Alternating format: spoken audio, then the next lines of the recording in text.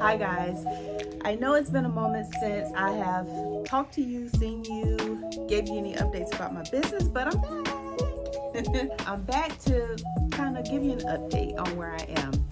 So the last time I spoke with you, I was still in my job full time. I was still trying to work and grow my business from home. And I had just gotten into crypto as well. So I had a lot going on. I called myself trying to create YouTube videos in the process to explain my journey as a small business owner. And we can see where my YouTube journey has gotten me, right? I think the last time I posted a video was 11 months ago. So much has happened since then. I just got to catch you guys up. So what's been going on? Well, I have since moved into a space. If you shop with me locally, you can swing by here, touch and feel the clothing. You can also do a pickup order instead of paying for shipping. That works out with some of my customers. They really love it. They love the idea of being able to come by here and actually try on that outfit before they actually buy it. So that's a plus. What's not a plus though is now I have overhead expenses. And you know what, running a business from home, the great thing about it is that you can keep all of the profit. But once you start getting space and bringing on people, it starts to get a little pricey. And then you start to feel like you're working for other people. And that's not why we got into business, right? One of the reasons I went into business, of course, was because I wanted to be my own boss. It was a movement at the time, right? I mean, who wouldn't want to be their own boss? But it comes with a lot of freaking work. To be free, to be financially free, comes with a lot of work. I'm just going to say it. It's not for the faint at heart at all. But you definitely have to put in the hours. And sometimes it feels like you're not getting anywhere. But hang in there, keep going, and eventually you'll get there. I think what you have to do though is just know that you're going to get there. It may take years, but you'll get there.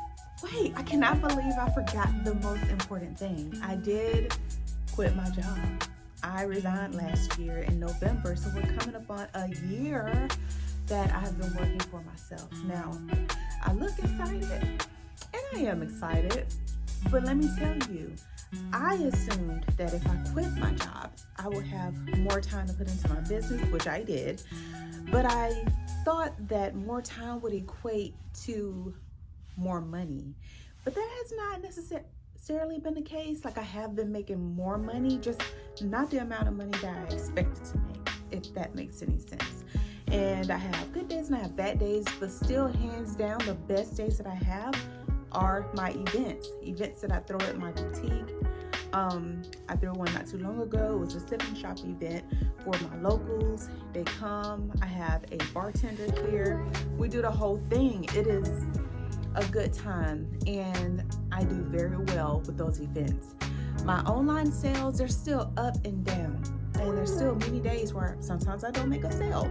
So it means that I have to get out here, grind the pavement. When I say grind the pavement, I mean show up on social media.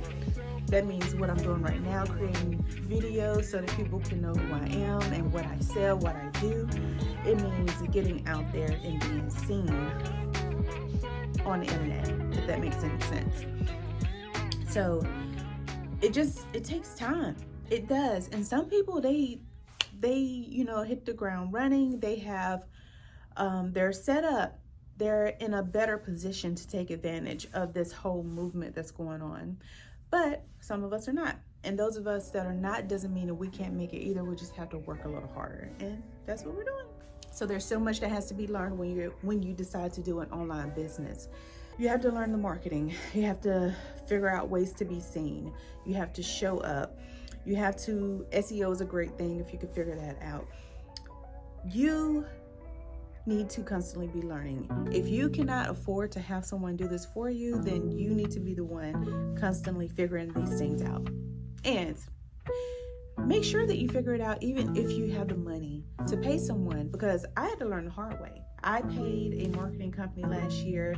If you guys recall, I created a video about it, and I was so frustrated with that process because I was paying them an insane amount of money, and my business was just not at the level that it needed to be able to maximize those services that I was paying for with this company. And instead of them recognizing that up front and telling me and being real with me about it, they just decided to take me on as a customer, and it was easy money for them. They basically could just sit back and be like, well, we need this before we can move.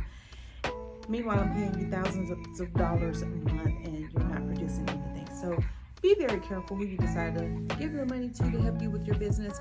In hindsight, for me, it would have been better for me to painstakingly learn how to do these things myself before going and paying someone.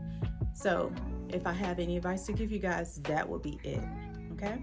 I'm still not making the money that I want to put into this place. It's gonna require, like ripping out carpet, laying down hardwood, all that good stuff, and I'm just not ready to commit to something like that, especially when a lot of my traffic is not coming in the door. You know what I mean? It's just not worth the investment at the moment. So right now we work with what we have. Sis, now I forgot to properly close out this video, so please forgive me. The rest of this will be just a voiceover. And I want to give you a few key takeaways if you decide to go into business for yourself. So number one, unless it's absolutely necessary, do not quit your 9-to-5 job until your business is bringing in steady income. I don't care how tempting it is to quit. Let's not do that, okay? Because the more hours you work on your business, it doesn't necessarily mean it's going to translate into more money. So keep that in mind. Number two, I want you to work 10 times harder and 10 times smarter than you would if you were working for another employer. I mean, it's just necessary for success, especially because you will be wearing every hat in your business if you are a solopreneur. Number three, I want you to skill up as much as possible, because without skills, you don't know what you need, and you definitely can't outsource your needs if you can't effectively communicate them. This is where I went wrong when I hired a marketing firm to do the work for me.